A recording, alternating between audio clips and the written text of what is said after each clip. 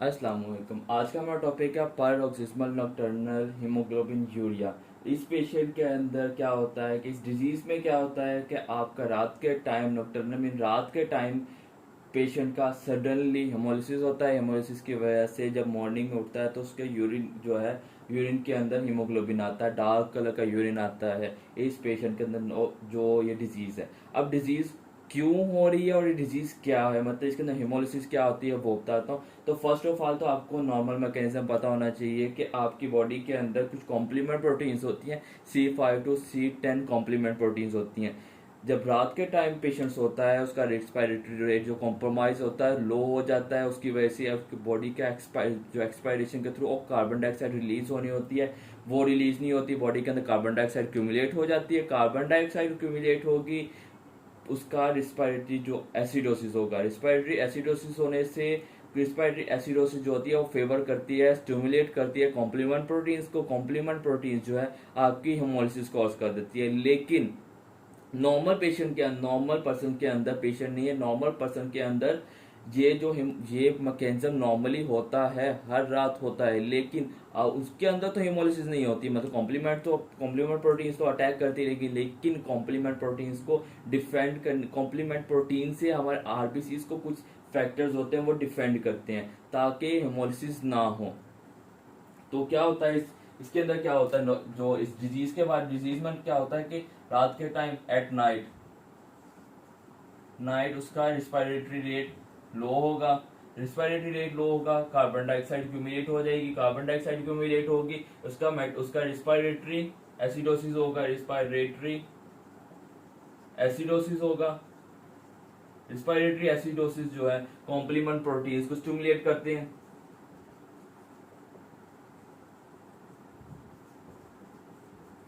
Complement protein C5 to C10, C5 को ये stimulate करते हैं, C5 to 10 फिर वो सारी के सारी ही स्टिमुलेट हो जाती हैं। C5 to C10 ये क्या करती हैं, ये आपके आरबीसीज के ऊपर अटैक करती हैं और हेमोलिसिस कॉज करती हैं, हेमोलिसिस होती है।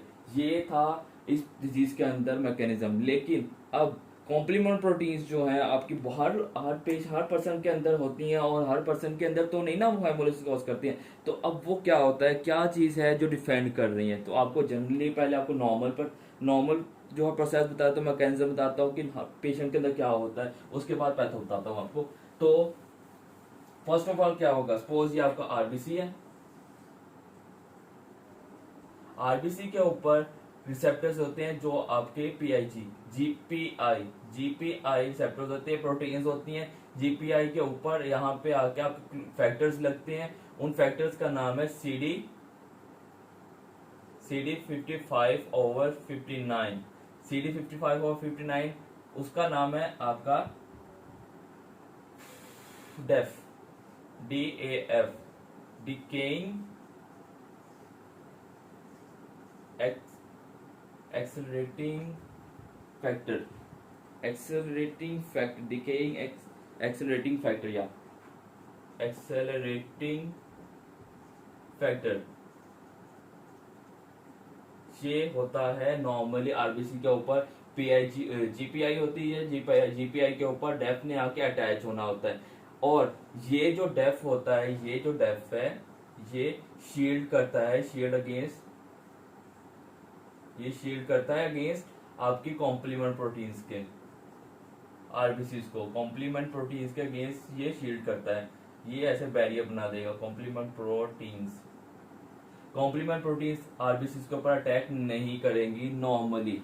हम हमारे अंदर हर पर्सन के अंदर ये, लेकिन जिस पेशेंट के अंदर पैरोक्सिस्मल नॉकटर्नल हीमोग्लोबिन यूरिया होगा उसके अंदर क्या होगा, ये जो डेफ है ये यहाँ पे अटैच नहीं होगा। यहाँ पे अटैच नहीं होगा, क्यों नहीं होगा, क्योंकि ये जो जीपीआई प्रोटीन्स हैं, जीपीआई जो रिसेप्टर्स हैं वो एब्सेंट होंगे। अगर रिसेप्टर ही नहीं है तो डेफ लगेगा कहाँ पे, अगर डेफ नहीं है तो आरबीसी तो ओपन होंगे, ओपन टारगेट होंगे, आरबीसीज के ऊपर अटैक करेंगे, इसकी हेमोलिसिस हो जाएगी। अब ये जीपीआई प्रोटीन्स क्यों नहीं हो रही, क्योंकि हमारी बॉडी के अंदर प्रोटीन्स होती हैं, आपकी पिक से याद रखना, PIGA प्रोटीन्स, उनकी म्यूटेशन हो जाती है। ये वो प्रोटीन है जिन्होंने जीपीआई बनाना होता है। जीपीआई नहीं होगा, डेफ उसके ऊपर लगेगा नहीं, आकर अटैच नहीं होगा, डेफ नहीं होगा, तो वो कॉम्प्लीमेंट प्रोटीन के अगेंस्ट डिफेंड नहीं करेगा और आरबीसी की वो ब्रेक डाउन कर देगा। ये था मैकेनिज्म आपके पैरोक्सिस्मल नॉकटर्नल हीमोग्लोबिन यूरिया के अंदर, पीएनएच के अंदर। अब इसकी वजह से क्या होगा, हिमोलिसिस हो रही है, हिमोलिसिस होगी, हीमोग्लोबिन जो है बॉडी के अंदर रिलीज होगा, आपकी बिलिरुबिन जो है बॉडी के अंदर रिलीज होगा। तो इन दो फैक्टर्स को ही याद रखना है। जब हिमोलिसिस होगी तो क्या होगा, पेशेंट की कंप्लेन क्या होगी, पेशेंट जब सुबह उठेगा, सुबह उठने के बाद उसका यूरिन डार्क कलर यूरिन होगा। तो फर्स्ट ऑफ ऑल तो पेशेंट यही कहेगा, जब मैं सुबह सोया उठता हूँ तो सुबह उठने के बाद डार्क कलर यूरिन होता है, मतलब डार्क कलर से येलो, डार्क येलो कलर का यूरिन होता है। अब इसके अलावा उसकी बॉडी के अंदर क्या होगा, ये जो उसके अंदर से हीमोग्लोबिन रिलीज हुई है, हीमोग्लोबिन जो है आपके नाइट्रिक ऑक्साइड के साथ बाइंड होती है। पेशेंट के अंदर हीमोग्लोबिन बाइंड होगी नाइट्रिक ऑक्साइड के साथ। नाइट्रिक ऑक्साइड के साथ जब बाइंड हो जाएगी, आपकी नाइट्रिक ऑक्साइड का लेवल ड्रॉप हो जाएगा। नाइट्रिक ऑक्साइड आपकी वेजोडाइलेटर्स होती हैं। जब वेजोडाइलेशन नहीं होगी, कंस्ट्रिक्शन होगी, स्मूथ मसल की कंस्ट्रिक्शन होगी, तो उसकी वजह से क्या सिम्टम्स आएंगे। फर्स्ट ऑफ ऑल आपका एसोफेजल जो है, एसोफेजल कॉन्ट्रैक्शन हो जाएगा, एसोफेजल स्पैज्म, एसोफेजल कॉन्ट्रैक्ट कर जाएगा।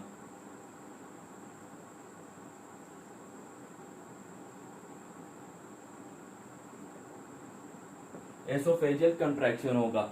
उसके बाद क्या होगा, इस पेशेंट को अगर ब्लड फ्लो लो हो गया है, मतलब उसका पिनाइल की तरफ ब्लड फ्लो होगा तो ही इरेक्शन होगी। अगर ब्लड फ्लो टुवर्ड्स अपना पीनस कम होगा तो इरेक्टाइल डिस्फंक्शन हो जाएगा पेशेंट को, इरेक्टाइल ईडी हो जाएगा, इरेक्टाइल डिस्फंक्शन,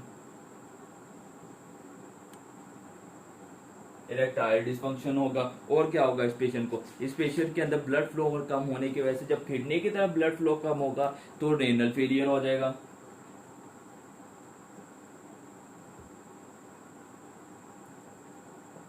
जब रेनल आर्टरीज, रेनल वेन को ब्लड फ्लो कम होगा, कॉम्प्रोमाइज होगा, तो रेनल फेलियर हो जाएगा। और क्या होगा इस पेशेंट के अंदर, इस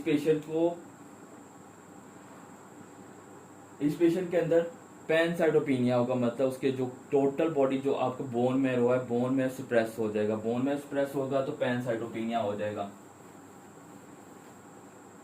पेशेंट का पैनसाइटोपिनिया हो जाएगा।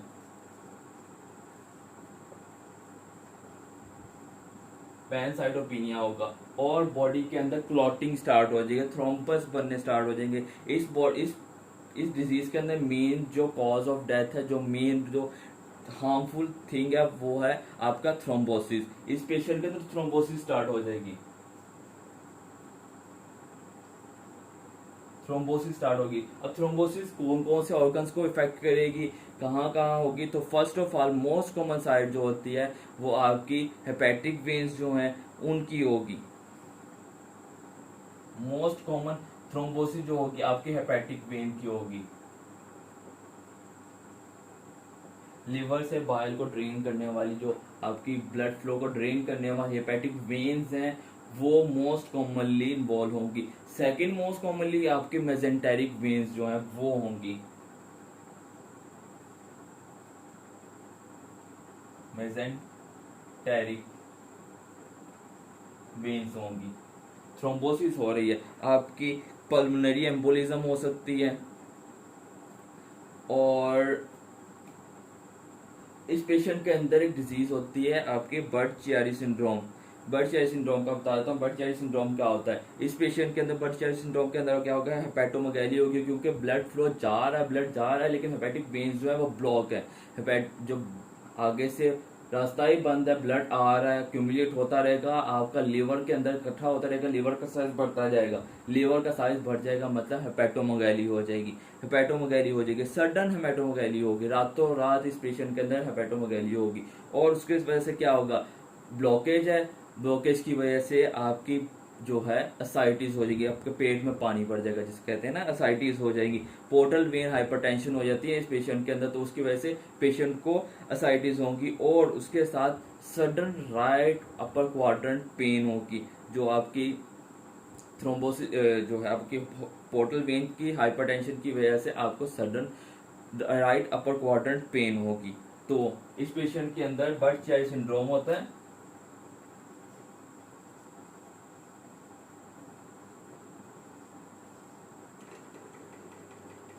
बर्च-चाई सिंड्रोम के अंदर क्या होगा, फर्स्ट ऑफ ऑल तो हेपेटिक वेन ब्लॉक हुई है, हेपेटिक वेन ब्लॉक हुई है, उसकी वजह से आपके लिवर के अंदर ब्लड एक्यूमुलेट हो रहा है, ब्लड एक्यूमुलेट होने की वजह से जो लिवर है उसका साइज बड़ा हो जाएगा, तो हेपेटोमेगैली होगी।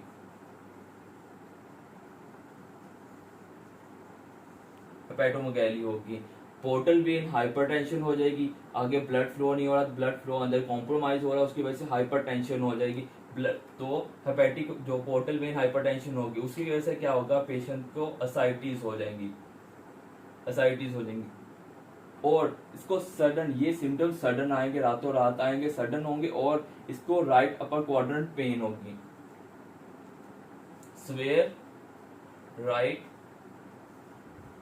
Upper quadrant pen, right upper quadrant pen होगी। और इस पेशेंट के अंदर पल्मोनरी सिम्टम्स भी आएंगे, पल्मोनरी सिम्टम्स में आ जाएगा इसके अंदर क्लॉटिंग और थ्रोम्बोसिस हो रहा है, तो थ्रोम्बोसिस की वजह से इसको एम्बोलिज्म होगा, पल्मोनरी एम्बोलिज्म के साथ पेशेंट आ सकता है। इसको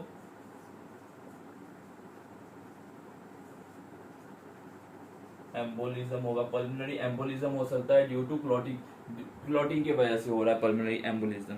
आपका इरेक्टाइल डिस्फंक्शन होगा, इसको रेड ब्राउन डार्क कलर का डार्क यूरिन आएगा, रेड ब्राउन कलर का होगा,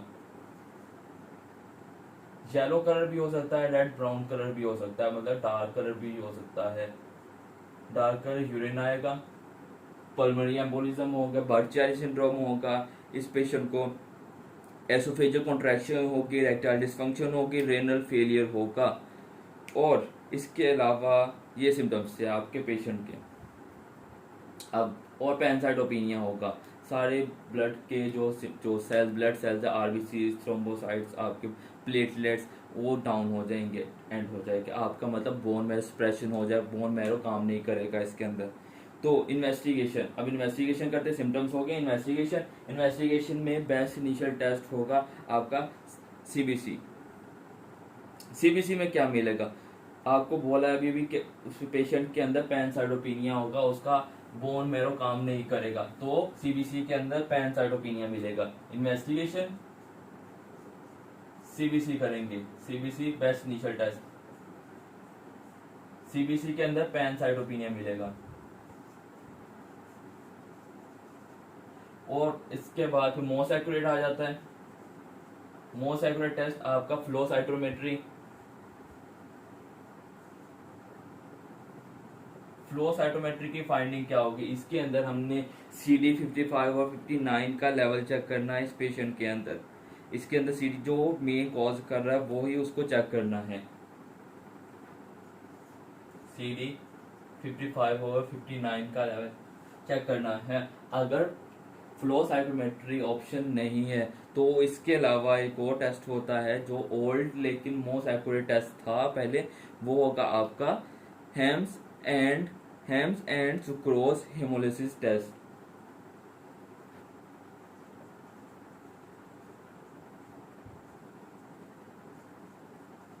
हेम्स एंड सुक्रोज हेमोलिटिक टेस्ट।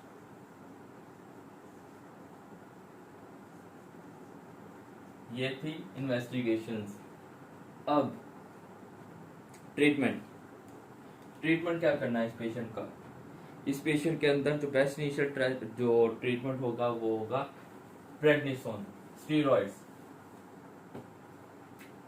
तो ट्रीटमेंट, बेस्ट इनिशियल ट्रीटमेंट, आपका बेस्ट इनिशियल ट्रीटमेंट होगा प्रेडनिसोन। प्रेडनिसोन देने से 1 mg पर डे देना, 1 mg पर kg पर डे देना है।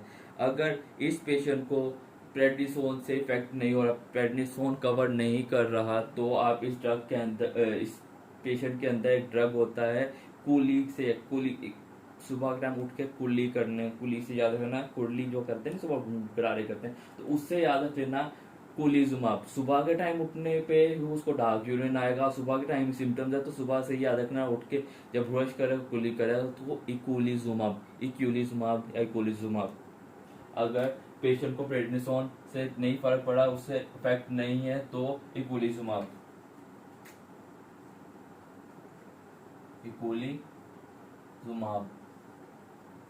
इक्वलिज्माब देंगे सेकंड नंबर पे। अगर प्रेडनिसोन से इफेक्ट नहीं है तो ये जो इक्वलिज्माब ये क्या करता है, आपकी जो कॉम्प्लीमेंट प्रोटीन्स होती हैं वो उनको इसको इनहिबिट कर देता है। ये जो कॉम्प्लीमेंट प्रोटीन्स हैं C5 को इनहिबिट करेगा। C5 इनहिबिट होगी, C5 टू C10 तक लाइन वाइज चेन के अंदर सारी के सारी इनहिबिट हो जाएंगे, तो ये इनको इनहिबिट कर देगा। अब कॉम्प्लीमेंट प्रोटीन्स जो हैं आपकी इनहिबिट हो जाएंगी आपकी इक्वलिज्माब जो है इक्वलिज्माब यूज करने से।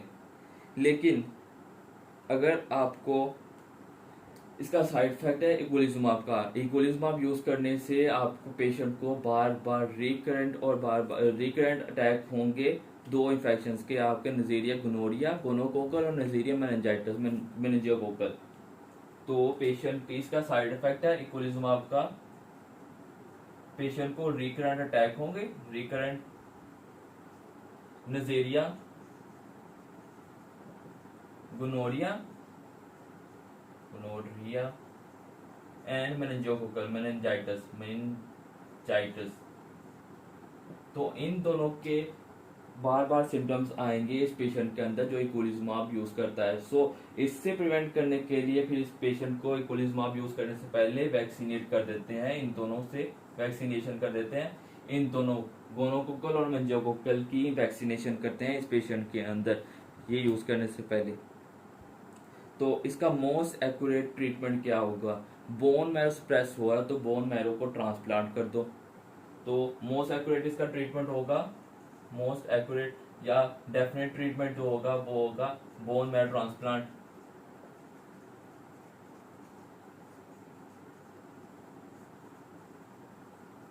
बोन मैरो ट्रांसप्लांट होगा।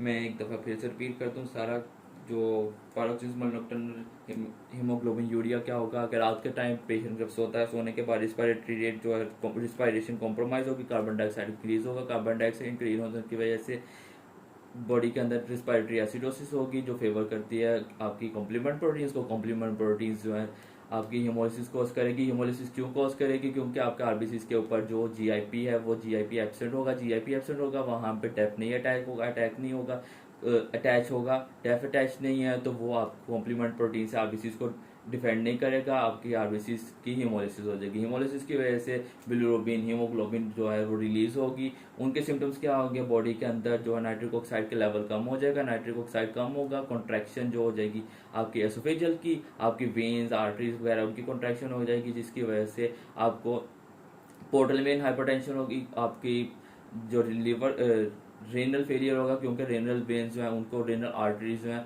वहां से ब्लड नहीं आ रहा, रेनल ब्लड फ्लो कॉम्प्रोमाइज होगा, आरबीसी आपके रेनल फेलियर होगा, पैनसाइटोपिनिया होगा, बोन मैरो को भी तो ऑफकोर्स ब्लड फ्लो सही नहीं होगा, पैनसाइटोपिनिया होगा, और पल्मोनरी एम्बोलिज्म होगा क्योंकि इसके अंदर क्लॉटिंग फैक्टर क्लॉटिंग हो रही है पेशेंट का, तो थ्रोम्बोसिस हो रही है। मेन रिस्क फैक्टर जो है क्लॉटिंग इसका थ्रोम्बोसिस ही है।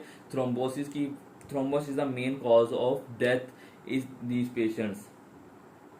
उसके अलावा क्या होगा, पेशेंट को बर्चियारी सिंड्रोम होता है, उसमें पोर्टल वेन हाइपरटेंशन होती है, हेपेटिक वेन जो होती है वो ब्लॉक हो जाती है, हेपेटिक वेन उसकी ब्लॉक होने की वजह से हेपेटोमेगैली होगी, पोर्टल वेन हाइपरटेंशन की वजह से एसाइटिस होंगी, पेशेंट के राइट अपर क्वाड्रेंट पेन के अंदर राइट अपर क्वाड्रेंट में सडन पेन होगी। ये सिम्टम्स है आपके। इन्वेस्टिगेशन में क्या होगा, बेस्ट इनिशियल टेस्ट आपका जो है पैनसाइटोपिनिया, मतलब आज सीबीसी करवाएंगे, सीबीसी के अंदर सारे सेल्स बॉडी के कम होंगे, पैनसाइटोपिनिया। उसके बाद मोस्ट एक्यूरेट टेस्ट करवाएंगे, मोस्ट एक्यूरेट टेस्ट जो है आपका जो आपकी most accurate test flow cytometry है। फ्लो साइटोमेट्री के अंदर जो आपका CD 55 और 59, मतलब जो आपका डेफ है DAF, वो चेक करना है, वो आपकी बॉडी के अंदर कम होगा। मतलब RBCs के ऊपर चेक करना है, RBCs के ऊपर डेफ अटैच नहीं होगा। ये फ्लो साइटोमेट्री है। इसके अलावा ओल्ड टेस्ट होता है, Ham's and sucrose haemolysis test. Investigation हो गया। आपकी ट्रीटमेंट में क्या होगा, आप first of all best initial treatment आपका प्रेडनिसोन है। ट्रीटमेंट प्रेडनिसोन से कवर नहीं हुआ तो इक्विलिज्माब देंगे। इक्विलिज्माब आपका CD जो है कॉम्प्लीमेंट प्रोटीन को इनहिबिट कर देगा। कॉम्प्लीमेंट प्रोटीन इनहिबिट हो जाएंगी, जो है डिजीज कवर अप हो जाएगी। लेकिन इकोलिज्माब के साइड इफेक्ट्स हैं कि ये रिकरेंट नज़ीरिया जो गोनोकोकल और मेनिंजोकोकल के इन्फेक्शंस करता है, तो उससे बचने के लिए पेशेंट को ऑलरेडी वैक्सीनेट करेंगे। Definite treatment bone marrow transplant है। और इन पेशेंट्स के अंदर हाई रिस्क होता है, चांसेस होते हैं कैंसर्स के, ल्यूकीमिया के। तो ये था आपका पैरोक्सिस्मल नॉकटर्नल हीमोग्लोबिन यूरिया।